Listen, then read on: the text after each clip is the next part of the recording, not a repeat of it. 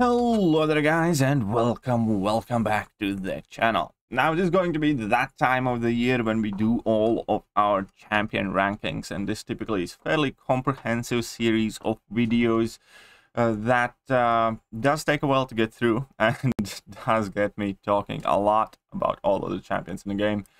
But I do these twice a year, typically in June and in December. Now this year we will not be doing buffed champions ranked, because I did just take a quick glance versus last year. We had about 17 champions buffed up until now, up to this point. Then this year we only have had 7 buffs in total, and about 3 or 4 of them were fairly insignificant, I would say. So we're not going to be ranking 2022 champion buffs. Hopefully we do have something worthwhile to rank for that at end of the year. However, here we can see the full-on schedule. So these videos will be released daily.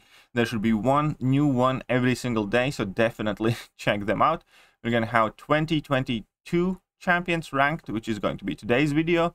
Then I will redo 2021 champion rankings, and reason for that is obviously the real kind of objective validation of these champion rankings is seen over time, in my opinion, and there are quite a few things I would like to adjust from my 2021 rankings, and therefore, as I already recorded this video, I can guarantee you that this will be the most inaccurate video of all of them, because a lot of these 2022 champions yet haven't received, you know, opportunity to shine. Not many people have them to begin with when they straight come out. It does take a while for them to make the impact, because you know you need content to use them in, unless they immediately start flying in Alliance Wars and so forth.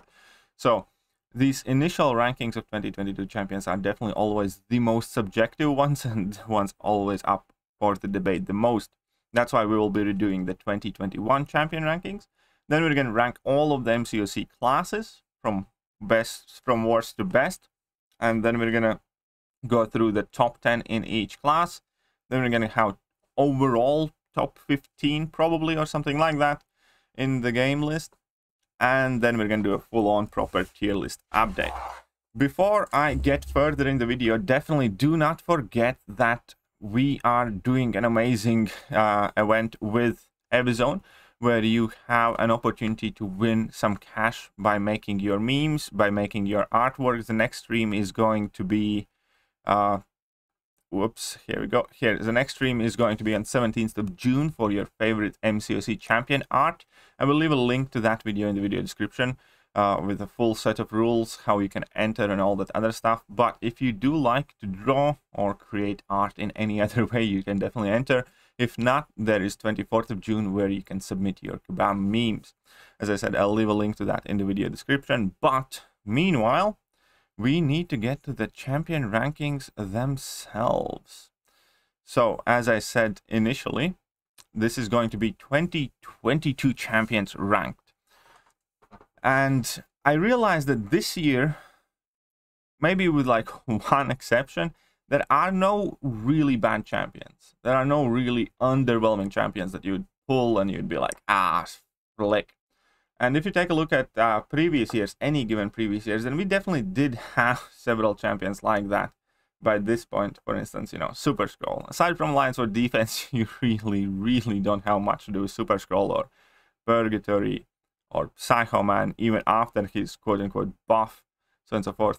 Then in 2022, we don't really have that. Like, virtually every single one of these champions is playable, is usable, can add something new to your account. So even if I will rank somebody at the very bottom, I'll explain my reasons for it, then you need to realize that that can easily change as these champions get more presence in the contest, as more people acquire them, as we acquire, and rediscover more and more uses for them. A great indicator here would be when Shang-Chi and Mr. Negative came out. Shang-Chi took all the spotlight and nobody really looked at Mr. Negative as too much. At this point, I'd personally say I probably value Mr. Negative above Shang-Chi, and Mr. Negative has been putting in work in a ton of different game modes and ton of very hard fights. And I personally, yeah, if I had to give one of these two champions up, I'd keep Mr. Negative.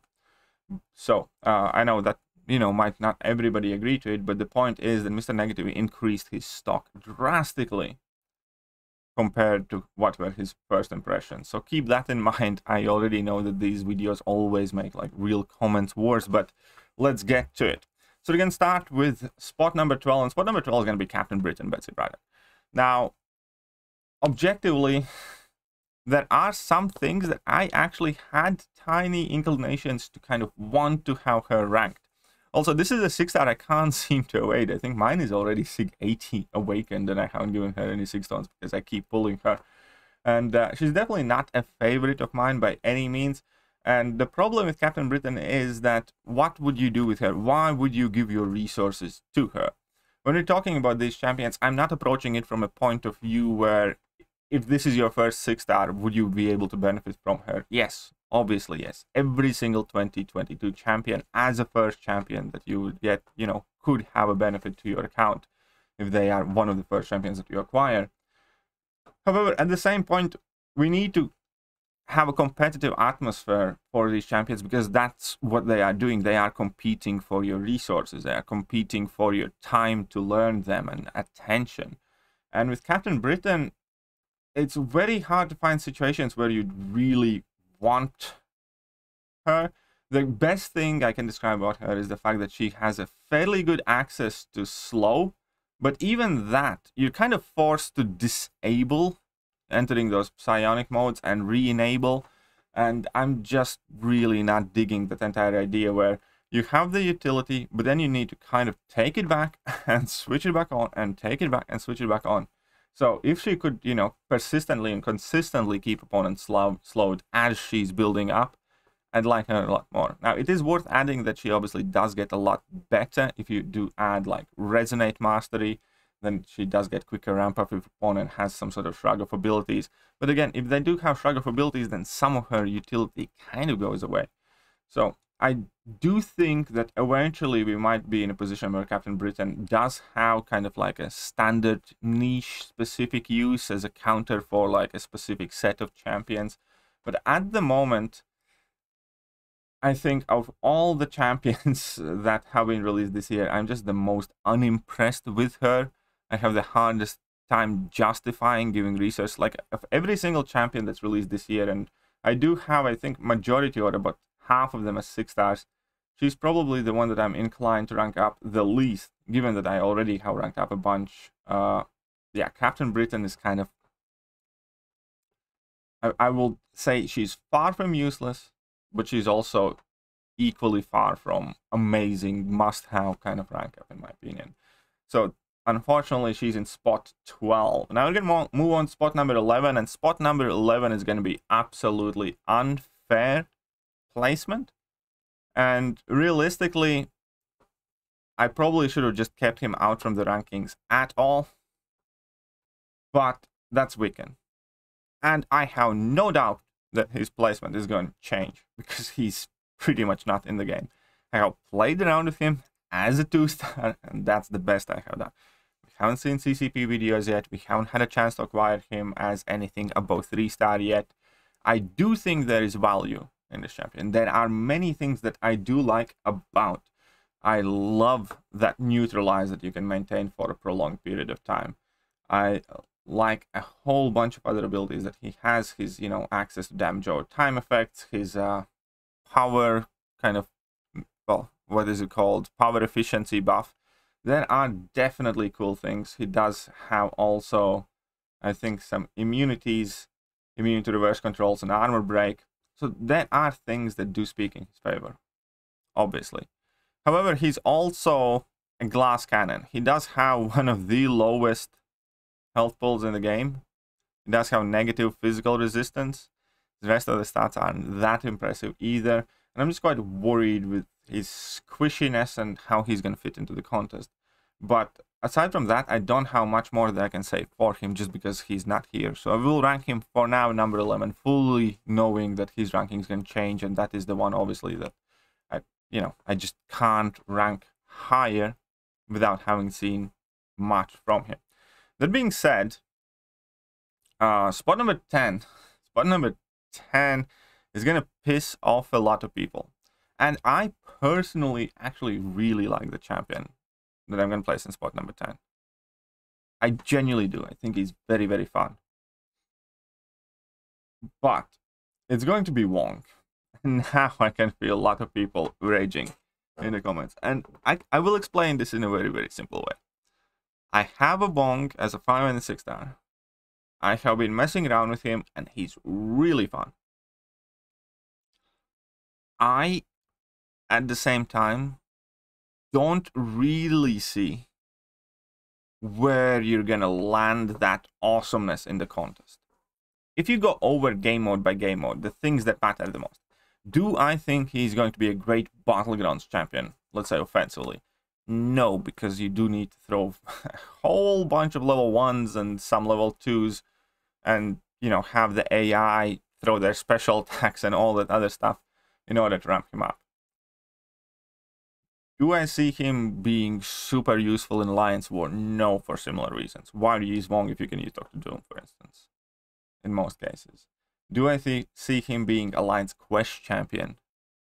Not in the current Alliance Quest format, with the current length of the Alliance Quest fights. And at the same time, do I see him being like the dominant mystic in Abyss or something like that? Maybe. Maybe in Everest type of content when you can potentially ramp him up. But that's kind of still up in the air. That's it, you know, purely theoretical in future. Is he the best mystic for whatever you need to do in Abyss with Legends right now? I don't think so. Because again, you do need that ramp up in an Abyss. Typically, if you need that buff control, you kind of need it very fast and from the get-go. With Wong to acquire meaningful buff control, you need spam level 2s and have a bunch of spells active, so maybe he's gonna show himself. I haven't seen any of that yet. And there's nothing wrong with that. We need champions that are just fun in the game as well. Like, you know, I absolutely love playing Carnage. I'm not gonna say that Carnage is the best champion, but he's, you know, the champion I absolutely love playing. And that is quite similar at the moment how I view Wong, with the difference that I do think he is a threat on defense, because if he happens to charge a heavy attack, you're kind of screwed. Plus the fact that, you know, you need to be able to heavy him, otherwise you're going to take detonation damage, stuff like that. So I do think that he has a value as a defender, yes. But offensively, we really, really need to find content where he fits in. Otherwise, I just don't think I can justify any higher position to Wong. And that is not trying to diss at character. I'm going to say it again. I like the guy. I want to rank up the guy because he's a fun guy. But at the same time, I haven't, you know, been rushing to do it either. And then speaking of further, SAURON. And SAURON's kind of the opposite of Wong. SAURON doesn't have anything particularly exciting about him. He's a very simplistic champion. Get some prowesses, you know, deal some burst damage. Then you have also some degens and some unblockables, stuff like that. Coolest thing about SAURON, I guess, is the fact that he can access unblockable fairly frequently. Has access to passive bleed, which is fairly rare ability. And the fact that he's poison immune, 95% bleed immune, and therefore by extension very, very recoil, liquid courage, double edge friendly. And he definitely is a sustainable chap. At the same time, he has been putting in work. He has been doing stuff in Alliance for defense whenever he's protected from Nimrod. He has been doing some stuff in, you know, Battlegrounds. He has actually been one of the better options for some of the Eternity of Pain challenges. And I can fully see also more and more incidents in future where he can be a legitimate option for the fights. Maybe not the most flashiest champion, but it's kind of like the opposite of Wong, where Wong has all of these crazy numbers, crazy regeneration, crazy power gain. SAURON has none of that, but at the same time, again, the things that he does have, he manages to find uses for.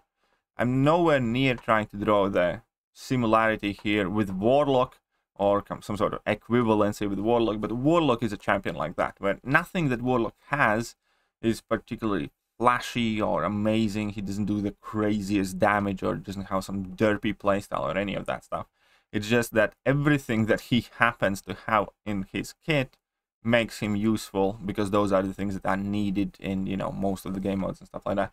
And that's how I kind of look at SAURON. He doesn't have that much, but whatever he has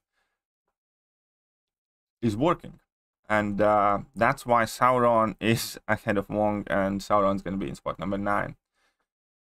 Spot number 8, at the moment I'm going to put in Misty Knight. I do think Misty Knight is still heavily slept on. Now, the biggest tragedy of Misty Knight is potentially the most useless Awakening build in the game.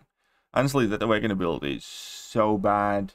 I kind of shed a tear every time I read it, because almost all of those effects do very little, or are pretty much meaningless. And even in the best case scenario, even if you get hit 200, you only can have maximum of 40% uptime during the fight of it, whereas you have champions with way more powerful effects, class-based. I don't know, She-Hulk. And She-Hulk has 100% uptime on that stuff, for instance. So yeah, that SIG ability is a huge failure. However, overall, I must say that Misty Knight has been kind of like impressing me more and more throughout. She was, for instance, a great counter for the Blade fight. The fact that she can spend an entire fight being completely unblockable, and she can achieve it before you actually have to land the strike if your parry and dex game are on point. There are just many situations where her piece of utility are extremely applicable, and also the fact that she can choose to do all of her damage without relying on any debuffs, if you want to do that, or if you can't do, you know, much damage without the help of debuffs, then you have these detonations, which can reach up to 100k for a 6-star rank 3, for instance, when you do the level 2, level 1 rotation. Quite interesting. And obviously, you know, with that unblockability being so persistent and so being so available, always there, she is one of the best auto-block counters that we have in the game. Thus, she absolutely obliterates Modok, she absolutely obliterates Penny Park, and a whole bunch of other troublesome champions.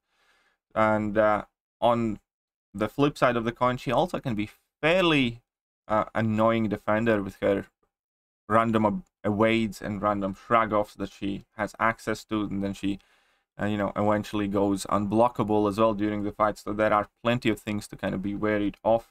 And I initially definitely underestimated Misty Knight, and I do think that she's one of those champions that is never going to maybe reach the top of the meta, but is a very solid option for plenty of different situations.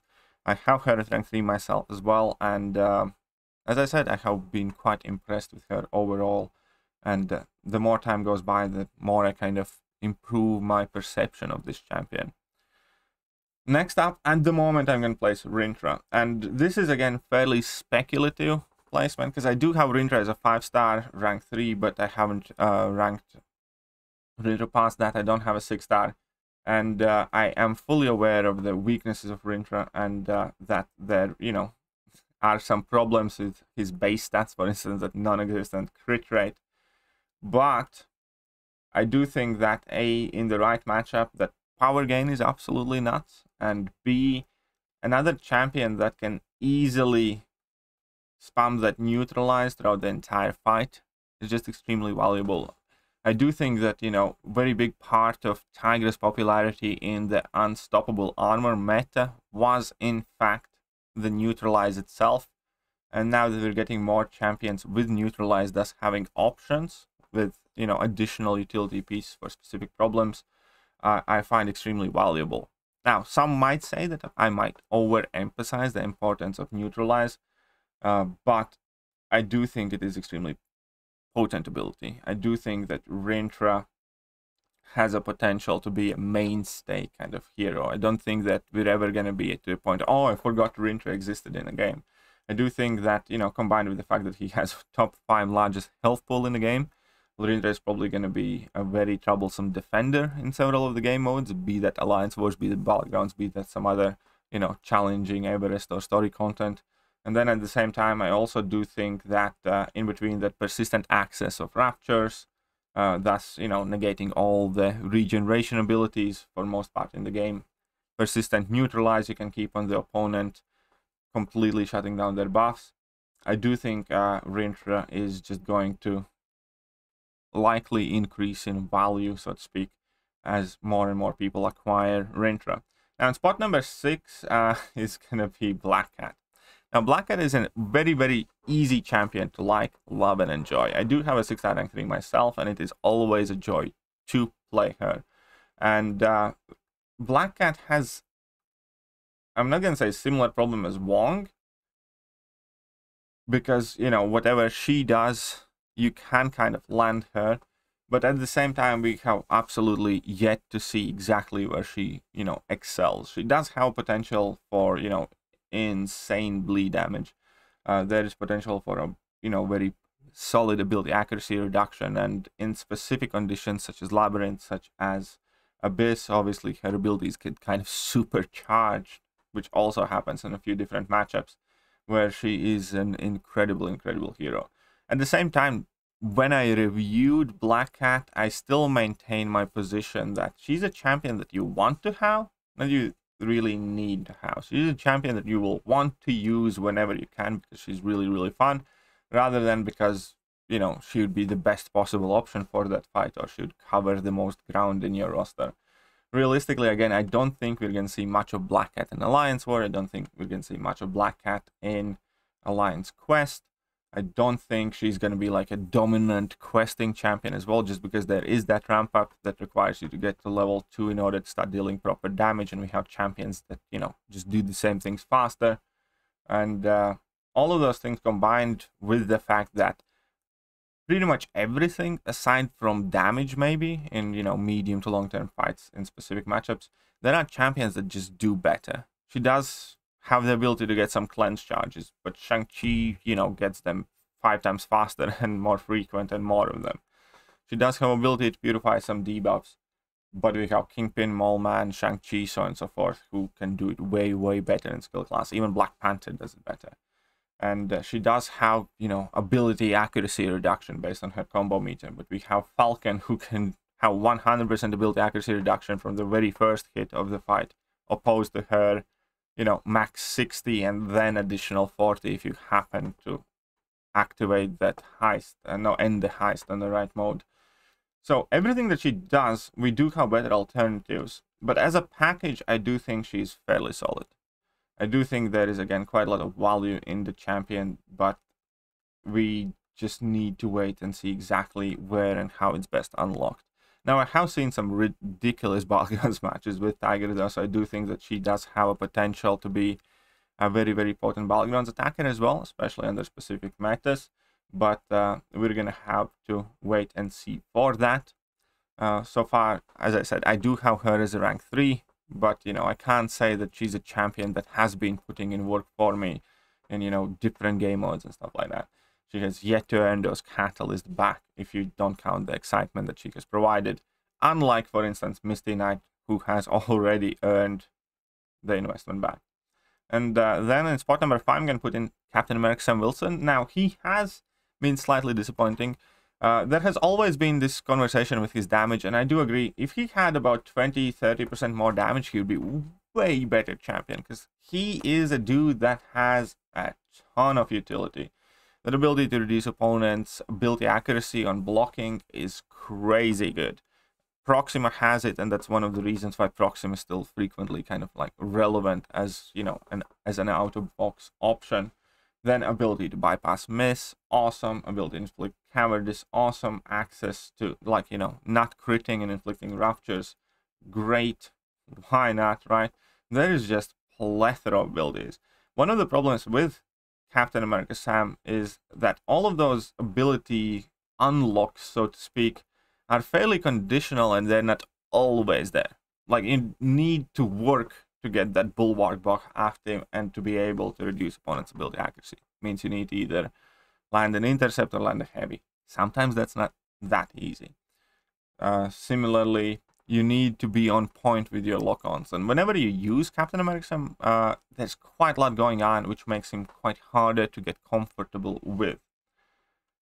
At the same time, with the utility kit that big, it's very hard for me to imagine any possible future in this game where he isn't one of the, or some of the best options, like in the list of the best counters. I think part of the problem with Sam also has been the presence and the release of Nimrod and Omega Sentinel, who do quite similar things, who obviously counter mutants, just, you know, kind of in more needed situations, more needed scenarios.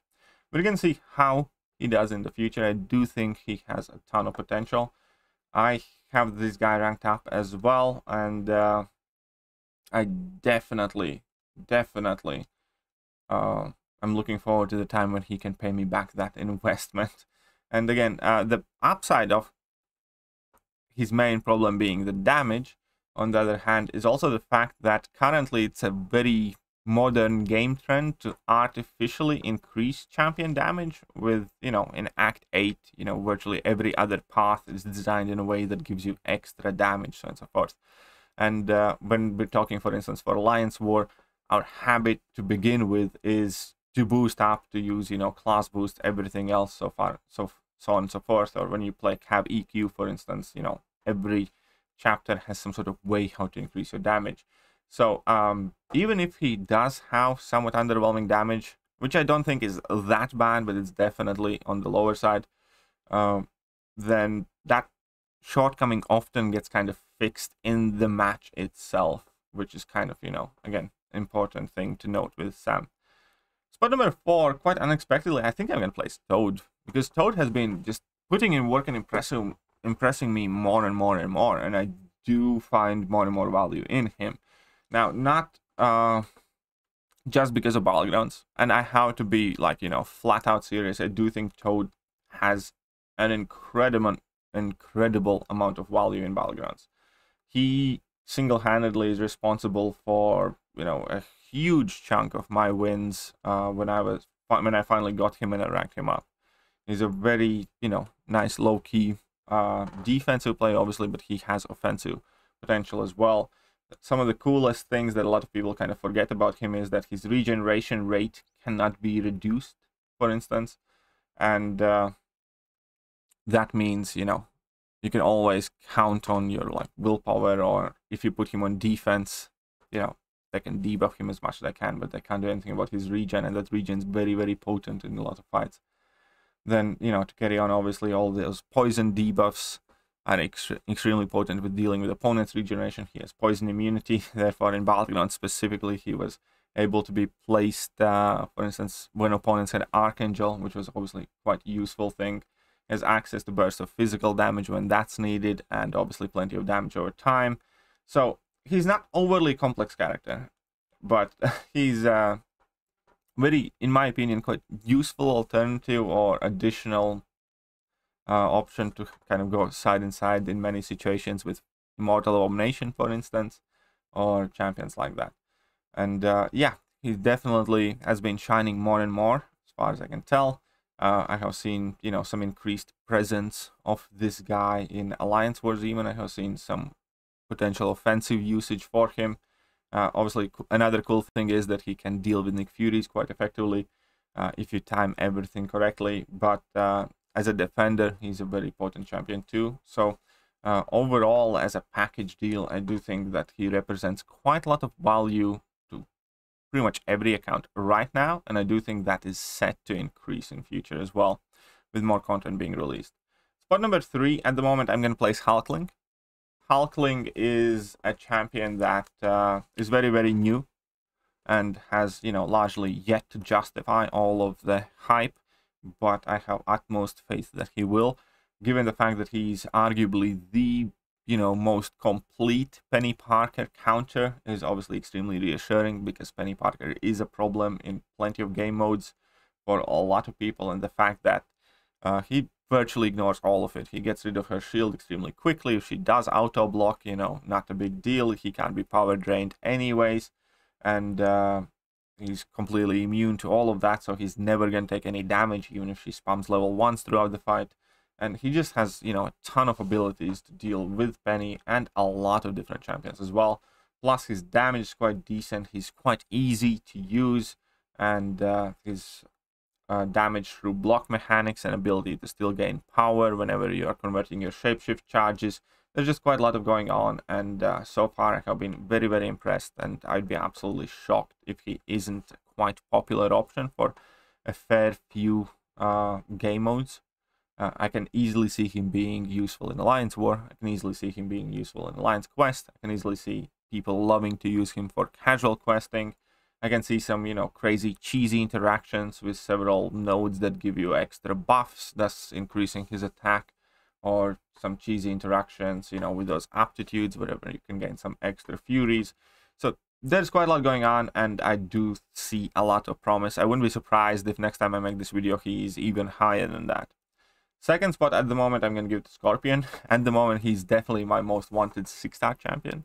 I think the potential in Scorpion is quite insane. He has crazy damage output. He's extremely tanky. People don't understand how tanky he is. That 7k block proficiency is like insane. And on top of that, again, huge damage potential. And the way he delivers his damage is also quite unique, when it's kind of like a power sting, not really a power sting, but functions virtually the same. Thus, he, you know, is capable of bypassing Safeguard, a lot of different damage mitigation nodes. On top of all of that, you know, he has additional avenues for like Fury buffs and whatnot. The fact that he can, you know, very easily select which type of debuff you want to be working on in the fight with Rupture, Shock, or Poison also enables him to benefit from different nodes and work in many different scenarios. Again, the fact that you can pick what kind of immunities he's gonna have, that's crazy useful. So yeah, I do think that, and then obviously access to Petrify and the rest of the science staples. Absolutely see him beasting in the contest in the future. And yeah, again, I wouldn't be surprised if he eventually becomes like, you know, the best champion, or rises to the status of like CGR of Apocalypse or something like that. The guy is a monster. He really is. Moving on to the top spot, the last remaining champion. At the moment, I'm going to give it to Omega Sentinel, because she has been in the contest relatively short amount of time, and she kind of cheated, because by having that high prestige, obviously, she gained a lot of, perhaps, you know, even undeserved popularity in reality, and a lot of people who perhaps wouldn't have ranked her did so just because of prestige. A lot of people who wouldn't have chased her did so just because of prestige. But all the prestige talk aside, I do think there is an incredible amount of utility. I do think she kind of makes a power couple with Nimrod, where they cover each other's weaknesses. A lot of people ask me, which one do you like more, Nimrod or Sentinel? And I fully honestly say, at the moment, so far, I think Nimrod's better. I like Nimrod more. But what I like the most is having both of them, because Omega Sentinel does counter, obviously, mutants and many of the similar matchups that you would counter with Nimrod. But, for instance, Omega Sentinel is immune to Nullify, which Nimrod isn't. Omega Sentinel can counter Miss, which Nimrod can't, and so on and so forth. Like against mutants, she has access to Plasma, and nobody's immune to Plasma, for instance. And, you know, there are just enough differences in between both of them, where in my mind, they're not really competing for the same stacks, kind of. Obviously, Omega Sentinel is incredibly tanky, very versatile with her ability to heal, block, tracking, you know, inflict cowardice, inflict tracking debuff, thus bypass miss. Then obviously access to incinerate. And yeah, I do think there is a ton of value in that kit, in between having those immunities. In specific matchups, she has crazy good regeneration as well, and incredible sustainability. Huge energy resistance is, you know, also additional kind of cap in her feather. Those armor buffs make her one of the tankiest champions in the game. Plenty of safeguards with the auto block as well, even offensively, that has saved my skin plenty of times. So yeah, I do think Omega Sentinel at the moment does take the top spot. Now again, I might push her slightly lower once we see more of Scorpion, once we see more of Hulkling. But at the moment, as a champion who has been in the contest for a while, has definitely had a time to prove herself, and has been proving herself, this is where I'm going to place Omega Sentinel. This video has taken forever. I hope you guys have enjoyed it, though, and I will catch you guys later. See ya.